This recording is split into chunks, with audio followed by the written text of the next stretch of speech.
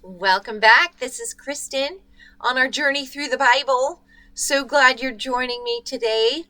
We are now in Exodus, and yesterday was Exodus chapter 2, and Moses was born. Woohoo!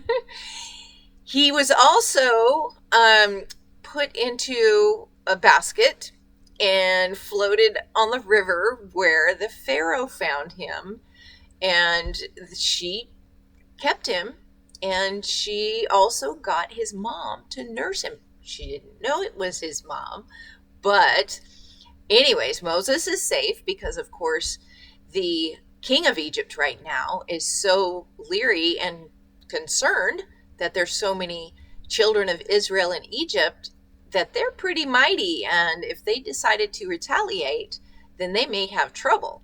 So all the women are supposed to put their newborn sons into the river and kill them. But she put him in the river. She just didn't kill him.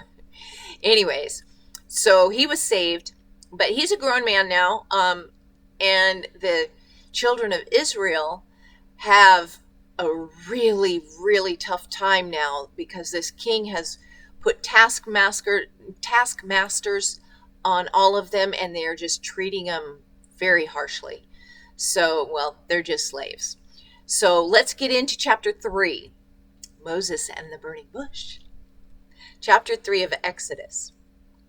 Now Moses was tending the flock of Jethro, his father-in-law, the priest of Midian, and he led the flock to the back of the desert and came to Horeb, the mountain of God. And the angel of the Lord appeared to him in a flame of fire from the midst of a bush. So he looked, and behold, the bush was burning with fire, but the bush was not consumed. Then Moses said, I will now turn aside and see this great sight, why the bush does not burn. So when the Lord saw that he turned aside to look, God called to him from the midst of the bush and said, Moses, Moses. He said, Here I am. And then he said, Do not draw near this place. Take your sandals off your feet, for this place where you stand is holy ground. Moreover, he said, I am the God of your father, the God of Abraham, the God of Isaac, and the God of Jacob. And Moses hid his face, for he was afraid to look upon God.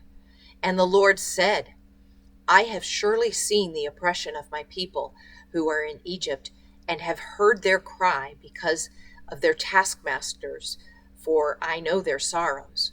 So I have come down to deliver them out of the land of the Egyptians, and to bring them up from that land to a good and large land, to a land flowing with milk and honey, to the place of the Canaanites and the Hittites and the Amorites and the Perizzites and the Hivites and the Jebusites. Now therefore, behold, the cry of the children of Israel has come to me, and I have also seen the oppression with which the Egyptians oppress them. Come now, therefore, and I will send you to Pharaoh, that you may bring my people, the children of Israel, out of Egypt. But Moses said to God, Who am I that I should go to Pharaoh, and that I should bring the children of Israel out of Egypt? So he said, I will certainly be with you, and this shall be a sign to you that I have sent you. When you have brought the people out of Egypt, you shall serve God on this mountain. Then Moses said to God, Indeed, when I come to the children of Israel and say to them, The God of your fathers has sent me to you, and they say to me, What is his name? What shall I say to them? And God said to Moses, I am who I am.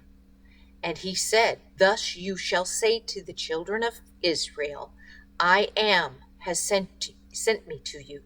Moreover, God said to Moses, Thus you shall say to the children of Israel, The Lord God of your fathers, the God of Abraham, the God of Isaac, and the God of Jacob, has sent me to you. This is my name forever, and this is my memorial to all generations. Go and gather the elders of Israel together, and say to them, The Lord God of your fathers, the God of Abraham, of Isaac, and of Jacob, appeared to me, saying, I have surely visited you and seen what is done to you in Egypt. And I have said, I will bring you up out of the affliction of Egypt to the land of the Canaanites, the Hittites, and the Amorites, and the Perizzites, and the Hivites, and the Jebusites, to a land flowing with milk and honey.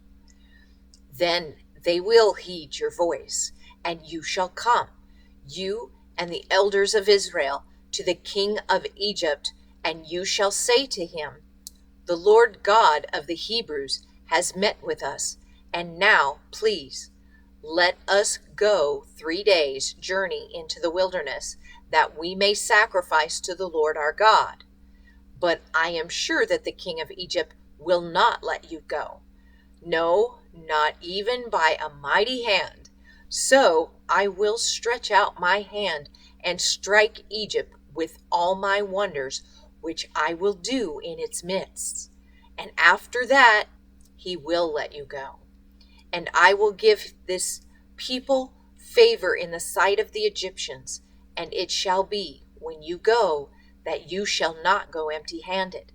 But every woman shall ask of her neighbor, namely of her who dwells near her house, articles of silver, articles of gold, and clothing, and you shall put them on your sons and on your daughters, so you shall plunder the Egyptians.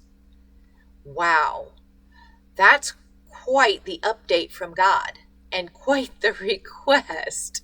Can you even imagine? Whew! Well, tomorrow, chapter 4, Moses is going to return to Egypt. So it gets even better. So come on back. God bless. See you soon.